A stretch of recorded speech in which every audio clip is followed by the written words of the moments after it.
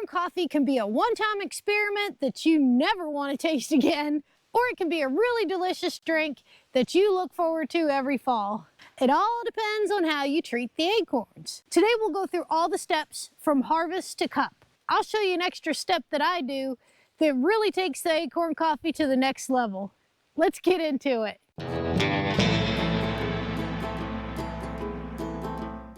The very best acorns around here for food purposes is from the white oak. These things are beautiful.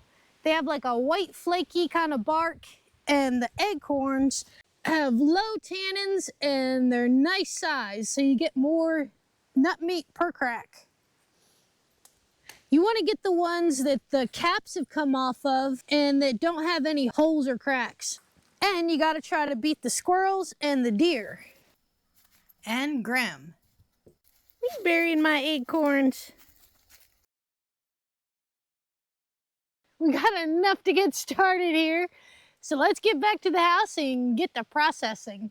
I end up processing a lot of acorns over a couple weeks, so I've always got batches working. If any of the acorns are damp like it's rained, or I'm not gonna get to them that day, I'll either put them in front of the wood stove if it's cold enough to have a fire, or in the oven at about 105 for a couple hours, just to get some of the moisture out so they don't go moldy. Now this brown papery part is called the testa, and I don't worry about getting every little bit off because we're going to be doing a hot water leaching, and so a lot of that's just going to come off with the hot water. Now you are going to get a lot of these little acorn weevil grubs, but they make excellent chicken training treats.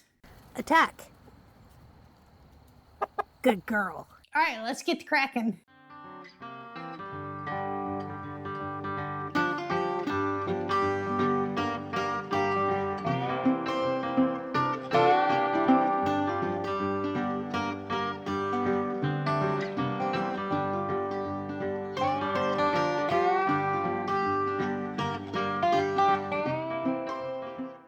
We got a nice bit of the acorn nut meat. Now, acorns have a lot of tannins in them, which are really bitter.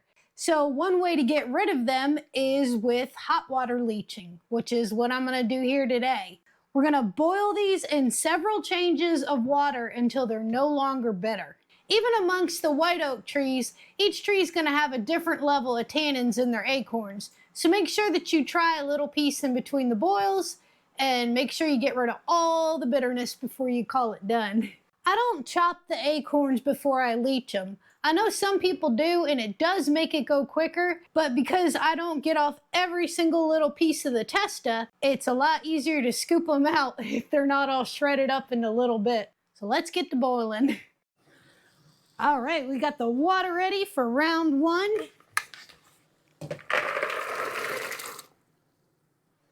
I'm gonna bring it to a boil, but not a boil that's like jumping, just a rolling boil. The first round I do for 15 minutes at a boil, and I'll transfer the acorns right from this pot of boiling water into this pot, which will be boiling by then. You don't wanna put the acorns in the cold water and bring that up to a boil. You want the water already boiling. If you go to cold water, sometimes they can stay a little bit bitter. Can already see the tannins coming out, getting that dark tea color. That water's dark.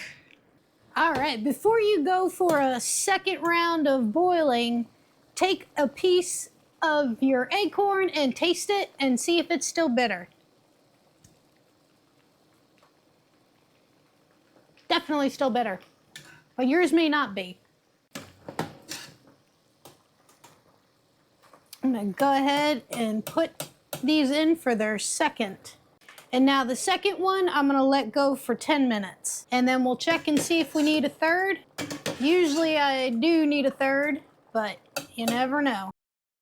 The second boil is when I start skimming some of the testa. I'm gonna go ahead and taste one of these before I do a third. They are still a little bit bitter. I'm going to get them moved over and boiled for a third time.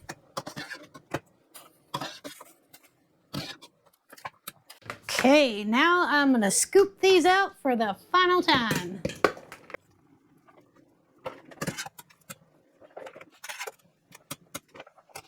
You can see the color difference from where we started. This was the first change of water, the second, and then the third. So each one, you can tell the water got a little bit clearer and a little bit lighter. Not too much difference there. We got the acorns leached, and now it is time to dehydrate them. I'm gonna chop them up in a blender, get them spread out on a baking sheet with parchment paper, and into the dehydrator at 125 for probably 8 to 12 hours until they're bone dry. I'll stir them around every couple hours just to get everything dried out. Here I have some that have already been dehydrated. You can see they're dry, kind of crumbly. And now what we are going to do is roast these. I'm gonna roast them in the oven at 325, and I'm gonna stir them about every 5 to 7 minutes. And this will probably take about 15 minutes total. So let's get them in the oven and get to toasting. And here it is, nice and roasted. It really smells so good. Okay, after our dehydration, this is what it looked like. Then we roasted it at 325. This is a nice medium brew. And this, I know it doesn't look too much different, but it actually really is. This is what I like. It is a dark roast, and I consider it my secret sauce. I call it the kiss of cast iron, and I'll show you what I mean. You don't have to use cast iron, but I have found that is what works lovely. So I put this on a pretty low heat, medium low, and I do about 1 cup of the roasted grounds at a time. You can toast it extra long at the 325 in the oven. I just find putting it in a cast iron, like a really heavy pan, and just kind of stirring it slowly and watching it, it allows me to get it exactly where I want it without burning it and all that stuff. But you can see down here, starting to change a little bit. Just make sure you don't scorch it. I wish y'all could smell this. All right. I'm gonna get this off the heat so it doesn't burn, and let's brew up a cup.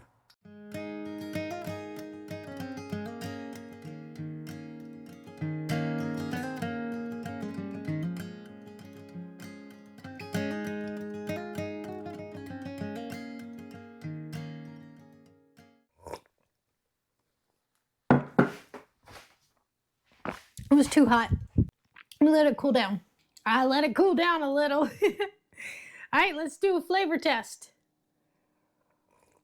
I have burnt my taste buds off. I can't taste a damn thing. What am I gonna tell them it tastes like? Think of something, Sarah, quick. It is really good. It has a nutty taste. The extra roasting of it kind of brings out this richer flavors, almost chocolatey kinda. My favorite way to use this is half and half, with half regular coffee beans and then half of the acorn coffee. It can definitely make your coffee beans stretch a lot longer. One nice thing with the acorn coffee, especially mixing it with your regular coffee, is that it's lower in acid and there's no caffeine in it. So if you wanted something like half calf in the afternoon, it'd be perfect for that. Now storage, keep it in an airtight container and it should last several months. You can keep it in the freezer too, and hopefully you'll have enough to last until next season. Well, that's all I got for y'all this week.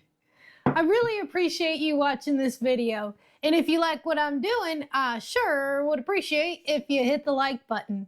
And if you really like what I'm doing, I'd appreciate if you considered subscribing to the channel.